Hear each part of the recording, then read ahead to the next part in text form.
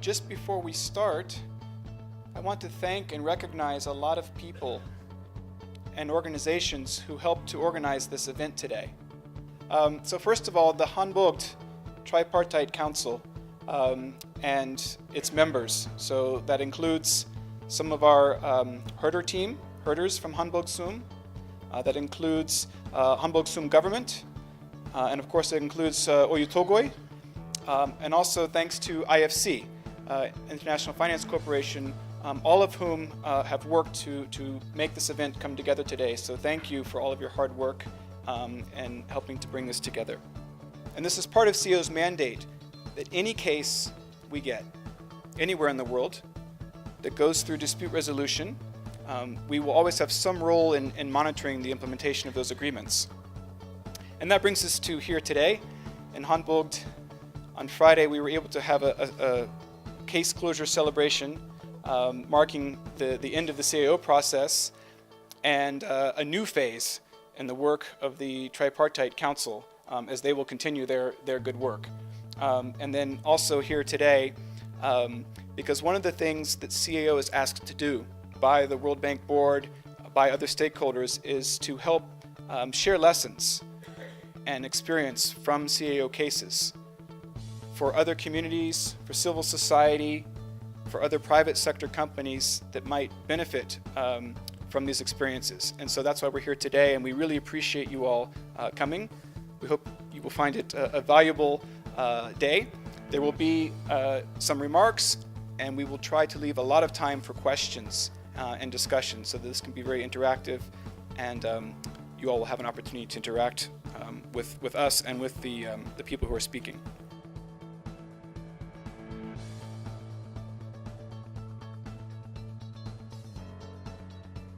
За 3 тал зүйлийг Khanbogd Суманд 3 талаараа хамтарч ажиллаж асуудлаа шийдвэрлэх зорилготойгоор 2015 оны 6 сард байгуулсан гэж. Тэгэхээр энэ талаарх одоо та бүхний сурсан зүйл, сургамж юу байв, ололт амжилтууд юу байв, ямар сэтгэл төрсэн талаар та бүхнээс сонсох гэж урьсан байгаа.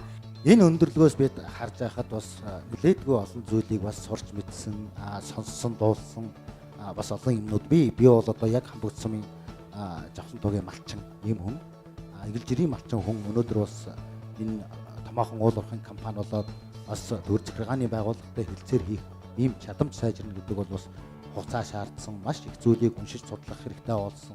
2012 онд эхлээд ер нь бол Монгол улсад их өргөн дэлгэр байдаг, нэг жагсаал цуглаан хийдэг, эсэргүүцдэг, тэмцдэг нэг ийм хэлбэртэй эхэлж л байсан. Ер нь бол Монголд нэг төрийн бус байгууллага, нийгмийн байгууллагууд нэг иймэрхүү байдлаар явдаг байсан. Тэр хэлбэрээр бид нар анх тэмцэж явсан. Тэгээ яг хуу бид нар бас олон зөвлөх байгууллага, үндэсний хэмжээний төрийн бус байгууллагуудтай ингээм хамтарч ажиллаад энэ хүрээндээ бол бас яг хуу санаа чинь зөв боловч аргачлалт чинь тийм тохиомжтой биш байж магадгүй юм байна. Ингээд ийм гомдлын механизмыг ашиглуулж дээргүй юу гэж ингэж зөвлөсний үр дүнд бид бас энэ байгууллага тандаад ингээд явсан.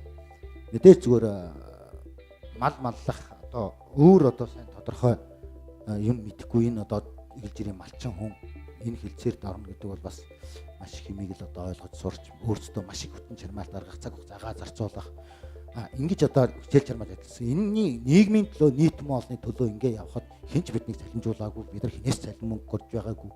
Энэ хэмжээндээ бид нар өөрсдийнхөө одоо байх боломж бүх цаг хугацаагаа зарцуулж энэ хугацаанд бид бол нийт Khanbogd Сумынхаа малчин түмнийг төлөөлж энэ асуудлаа тулгамдсан асуудлуудаа тавьж хэн нэгэн хувь хэн нэгэн одоо өөрийнхөө асуудлыг ингэж хойш нь тавьж бүгдийн төлөө ингэж ажиллаж ирсэн.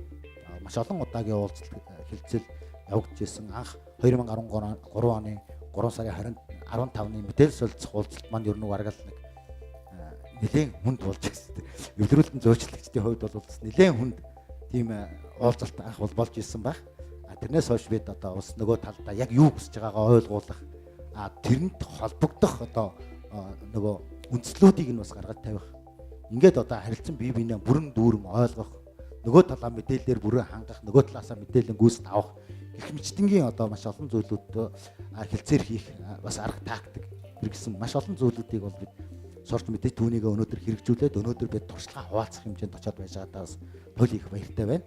Орон нутгийн засаг захиргааны хувьд бол мэдээж уул уурхайтайгаа харилцан ойлголцож төсөл хөтөлбөрүүдийг за цаашдаа сум орны хөгжлийг явуулахын тулд уул уурхайтайгаа ойлголцох ёстой, мөн нутгийн малчин иргэдийнхээ эрх ашигыг хамгаалах ёстой.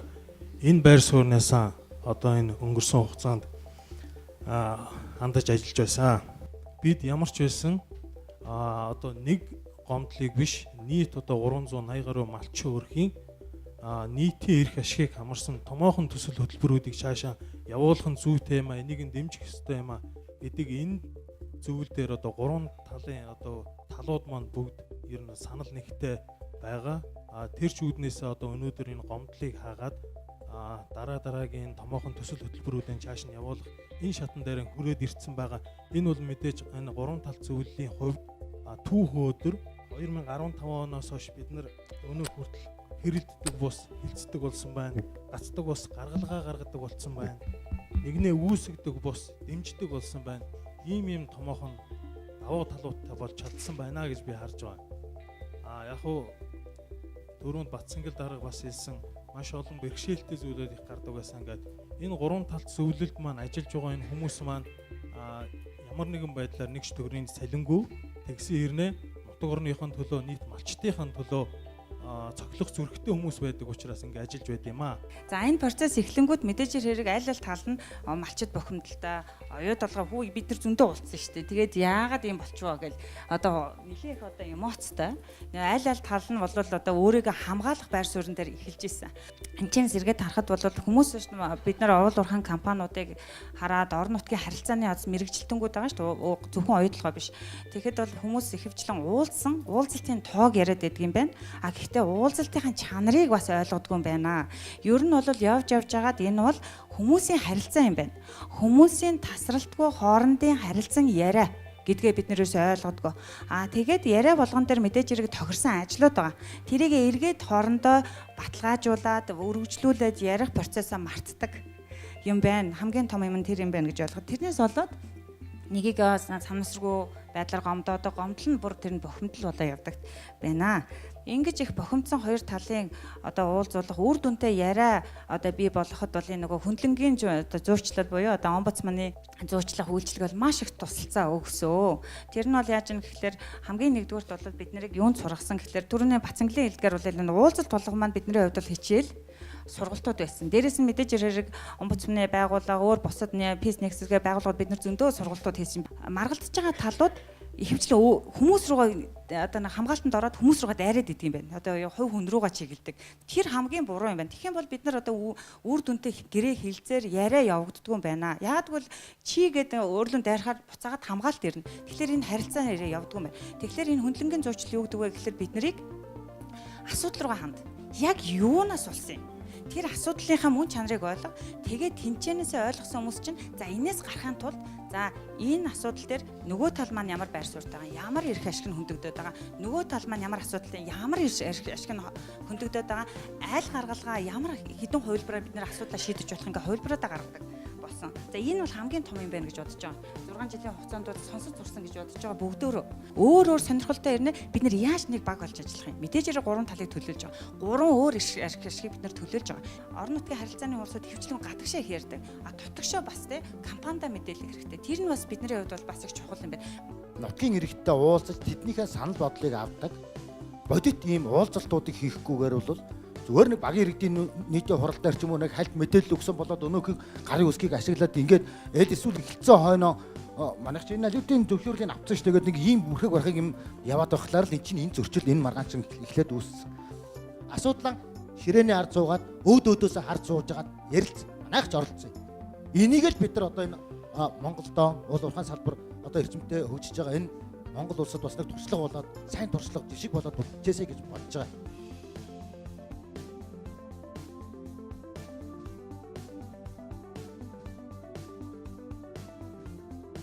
For us, for IFC, supporting world-class sustainable mining is one of the important pillars of our strategy of working in and developing Mongolia. Our strategy also includes other areas, such as diversification from mining to other sectors. Coming back to mining, what I want to say is that together with our colleagues from the World Bank, within the World Bank Group, we are committed to helping the Mongolian government, in fact Mongolian society, improve regulatory environment in general, and specifically when it comes to mining. And that includes improving the capacity, increasing government's capacity to manage mining projects. So beyond this particular project, just generally managing the mining assets.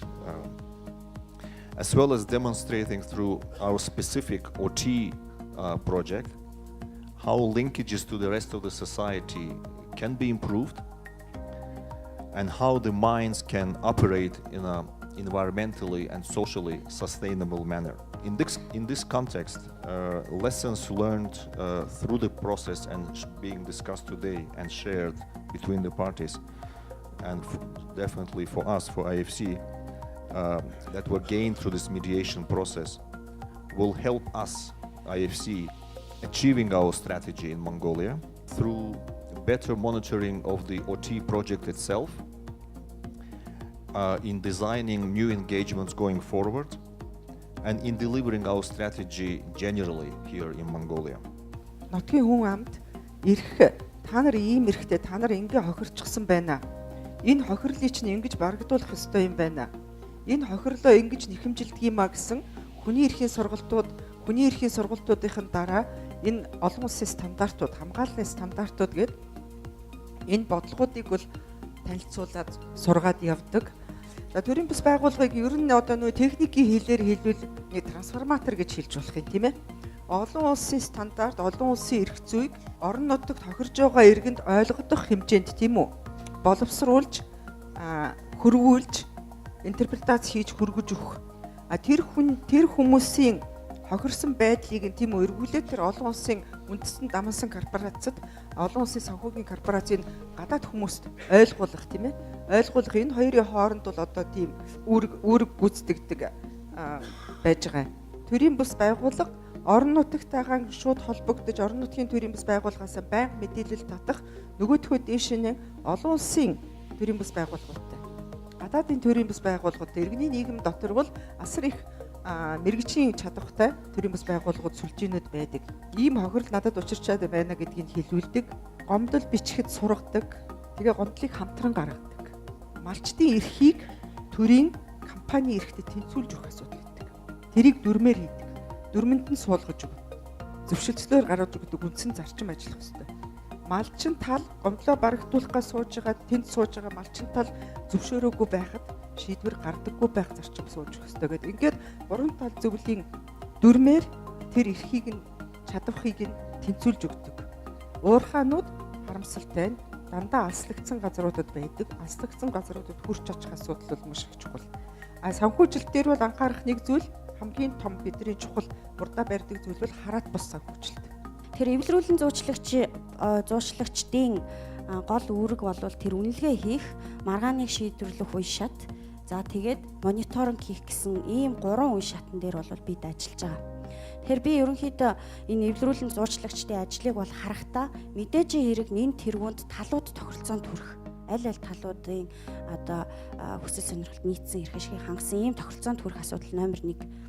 Гэхдээ хамгийн цаад одоо хүрээ гэсэн зорилго нь юу юм бэ гэхээр талуудын хооронд харилцааг сайжруулах, итгэлцлийг бий болгох. За дээрэс нь одоо тэр хүндлэл бий болгох. Ийм одоо хүний харилцааны түрүүн бас өмнөх панел дээр бас яригдчихсэн ийм хүний харилцааг яг тэр тухайн газар дээр бий болгож ойлголцлыг бий болгоход чиглэсэн ийм ажлын болов гэж харж байгаа. Энэ талууд, оролцогч талууд ямар талууд оролцогч байна. За Монголын 2 кейсийн хувьд бол мэдээж маргаантай талууд маань ойдлогоо компани, малчид, за мэдээж хэрэг орон нутгийн засаг захиргаа тодорхой үүрэг гүйцэтгэж байгаа. Дээрээс нь гомдлыг одоо гаргахад үүрэг гүйцэтгэж байгаа иргэний нийгмийн байгууллага, төрийн бас байгууллагууд гээд гих мэтчлэнгийн ийм одоо оролцогч талуудыг тодорхойлох асуудал байж байгаа. За дээрэс нь үнэлгээний үе шатанд эвлэрүүлэн зуучлагчдын магадгүй зарим кейсүүд дээр ордог, зарим кейсүүд дээр ордгүй юм нь юу гэхээр талуудын эрх ашигыг тодорхойлох. За магадгүй тэр талуудын хооронд нэгдсэн эрх ашиг байна уугүй юу гэдгийг олж харах. Тэгээд талуудын дунд одоо асуудлаа хамтарч шийдэх, маргааныг хилцээрийн замаар шийдвэрлэх Тэгэхээр энэ хүсэл эрмэлзэл байна уугүй юу гэдгийг бас олж тодорхойлох ийм одоо үүрэгтэй байдаг. За маргаан шийдвэрлэх үе шатанд бол гол эвлэрүүлэн зоочлагчдын үүрэг нь юу байдаг гэхээр мэдээж хэрэг маргаан нэг шийдвэрлэхэд бэлдэх талуудыг яг маргаан шийдвэрлэх үйл ажиллагаа маань ямар загвар дизайнаар явах юм бэ?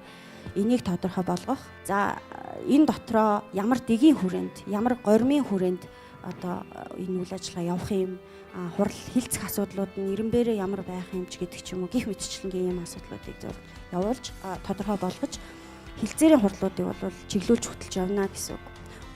Одоо өөрсдийнх нь санаа зовоод байгаа зүйлээ эвлэрүүлэн зуршлагчтай хэлцдэг. Нөгөө талынхаа ашиг сонирхлын эвлэрүүлэн зуршлагчдаараа дамжуулж сонсвол илүү хүлээж авах магадлал өндөр байд юм болов уу гэж ингэж харсан байна.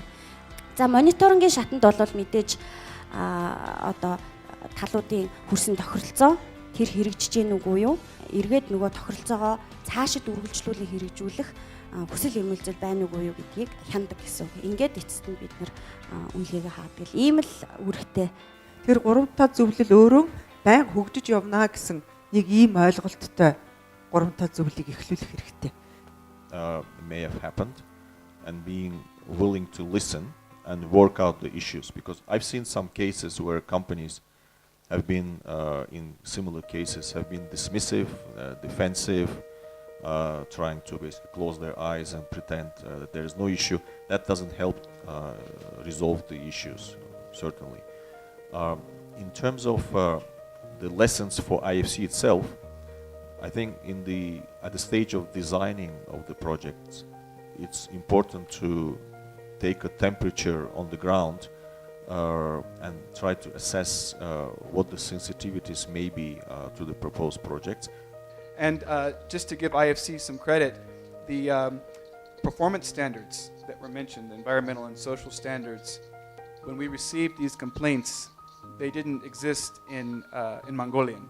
And early in the CAO process, IFC did provide Mongolian translations of those standards. So thank you to IFC and your predecessors for that, Rafat.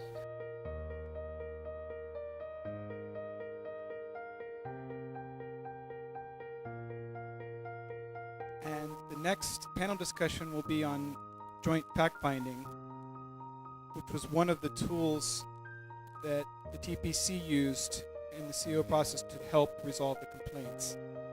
So joint fact-finding is something that we have seen parties use in many different CAO cases. So when we use a term like this, it's probably helpful to define it. What do we mean by joint fact-finding? And quite simply, it's a process where parties in conflict work together to try to address disagreements about facts or scientific or technical findings or technical information. So, impacts on water from a mine, for example. And the thing that makes joint fact-finding different is the word joint. Ер нь бол альва асуудлыг түрүүнээс хойш бид нар маш их ярьж байгаа, хүн болгоноос л бараг гарч байгаа, нэг рүүгэн дайрдаг биш. Нөгөө тулгамдаад байгаа асуудлаа голдон авцар тавьчихад тал талаас нь ярина. Энийг энэ тэр яг гол асуудлаа голдон тавьчаад яаж гарах вэ? Хэн хэнийхэн ашиг сонирхлыг, хэн хэнийхэн тэр одоо шаардлагыг чухам яг юун дээр оршоод байгааг нь бие биенийгээ сайн сонсож, бие биендээ хүлээцтэй хүндэтгэлтэй хандаад ингээд явах юм бол бас одоо энэ баримт хамтран олд тогтоо гаргачлаар явхад бол бас нэлээд их зүйлийг бас шийдэж болох боломжтой юм байна лээ гэдэг бол ойлгомжтой болж байсан. Бидний энэ одоо сонгож авсан замыг замын нэг хэсэг нь бол энэ яг баримт хамтран олж тогтоох гэдэг арга байсан. Бидний одоо компани зүгээс хийсэн судалгааны одоо мониторингийн үр дүнгуудад малчид итгэхгүй байгаа юм бэ. Тэгэхээр яг энэ үйл явцад бол тэдний итгэл үнэмшил төрөхгүй байгаа. Тэгэхээр хэрвээ хамтаараа бид нар одоо энэ маргаж байгаа асуудлаараа судалгаа хийгээд яг энэ бүх процесс бүгдээрээ ингээд хамтын оролцоогоо хангаад үр дүнгийг харах юм бол бидний одоо маргаж байгаа талуудын итгэл үнэмшил бол илүү төрхөөр тэгээд асуудлыг бол шийдэх тэр зөв арга замыг бол шийдэх тийм гарц байгаа юм байна гэдэг энэ одоо онцлог нь бол илүү байсан. Яг одоо судлаачаа тодруулах процесс хүртэл бүгдээр оролцоо явсан байгаа. Хамгийн анханасаа бол яг одоо ажлын даалгавраа боловсруулах гэдээ манайхан бүгдээрээ мэдж байгаа. Ажлын даалгавраа боловсруулахад үг өсгснээс нь ахуулаад бүгдээрээ одоо тэр 150 уулзалтуудын нэгийн одоо хэсэг нь бол яг тэрэн зарцуулагдсан байдаг. Ажлын даалгавраа бүгдээрээ суугаад боловсруулсан. Юуг бидний судалгаанаас хүлээгээд байгаа юм бэ гэдгийг тодруулахад бол бүгдээрээ одоо уулзалтад ярилцаад одоо тогтоосон байдаг. Тэгээ мөн шалгаруулалтын явцыг хүртэл нээлттэй хийсэн. Маш чухал нэг арга хэмжээ бол басан тэр нь болохоор баримт хамтран оож тогтоох сургалт гэдгийг бол хийсэн. Энэ сургалтаас бол одоо малчтын таал зөвлөхүүд тэгээ судлаачид ч мөн оролцоод би бинийхээ одоо энэ хүлээлтийг яаж нөгөө нэг ямар аргаар хамтарч шийдэх вэ гэдэг тэр нэгдмэл нэг цэг дээрээ бол ойлголцож чадсан гэж үзэж байгаа. За тэгээ энэ бүх процесс нь бол компанийн хувьд бол яг одоо бид нар бол энэ процессыг оролцоотой тэгээд бодтойгоор энийг шийдэх тэр хүсэл эрмэлзлээ харуулах тэр нэг бас шат болсон гэж үздэг. За хэдийгээр одоо судалгаа шинжилгээний аргаар гарсан үр дүнгууд нь бид нарт хичнээн одоо таалагдахгүй юм аа эсвэл бодтой бус санагдаж байгаа ч гэсэн зөвлөмжүүд дээрээ бид нар одоо тохироод явъя. Ямар ч байсан энэ гарсан зөвлөмжүүд бол энэ Khanbogd суманд малчтын одоо доктортой амжиргааг дэмжихтэй гарсан маргааныг бол шийдэхэд үр дүнтэй байж болохоор байна. Яриад тохироод явах үндэс нь бол энд гарсан байна. Тийм учраас шийдээд явъя гэдэг тэр гол нөгөө цэг дээрээсээ л ингээд цаашаа яваад исэн байдаг. Ер нь бол гацаа одоо маргах явдал бол зөндөө гарч исэн. Well, if you ask about the difference, maybe the most striking difference is that this is this was a situation which was very real life, where your findings, your work has immediate effect on maybe the lives of people and of what's going on at the site. So that was a big difference. I was also surprised that we were international consultants and that there was no national expert at that time, which I think would be better. They can understand the situation better. They can spend more time on the ground. So I think in another process, it's always better to hire national experts to bring all that information from the other side into the process. So, and we went through a lot of meetings with herder households and with groups of herders and field visits to document this and bring it into the process. And then again, I think sometimes our role as the experts was also a bit of facilitation then, because again you have to translate these findings into a language that everybody could understand. You have to go back and forth between the parties also a bit. Really, it was a difficult process in terms of understanding the findings. When Steve came to the flip chart and actually draw the leaf and describe how actually the river flow works and how the hydrologists perceive it and how the life of the river actually changes with difficult factors that impact the river life.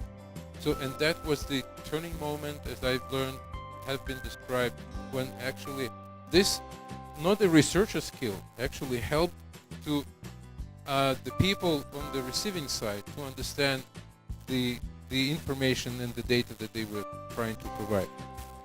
Yeah, I mean, as a researcher in a situation like that, of course, you have to be prepared. This is different. You might have some hostility. You might be in the crossfire at some point. So you just have to see that as part of the job, and be persistent and do your job. Try to be on the ground.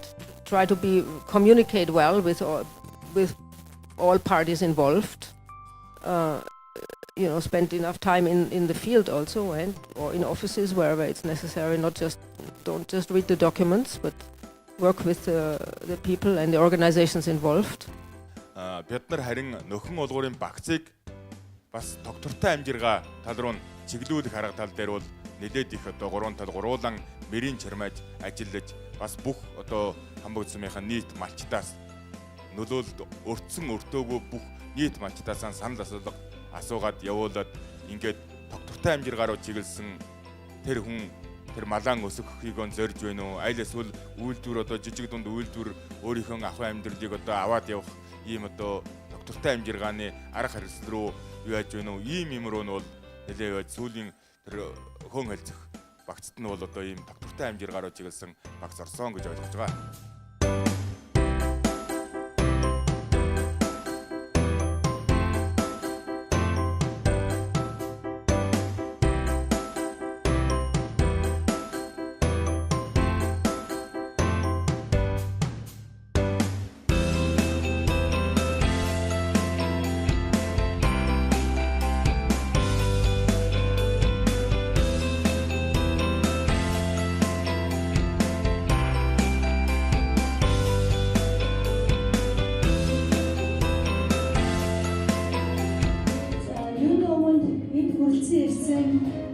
Энэ хавар мал одоо төлөө завгүй байгаа манай малчд бид нар уурхаатай адилхан уурхаг бид нар 24/7 гэж ажилтдаг өдөр шөнөгүй ажилтдаг гэж ярьдаг малчд маань ч гэсэн бас адилхан 24/7 ажилтдаг гэж би боддгоо.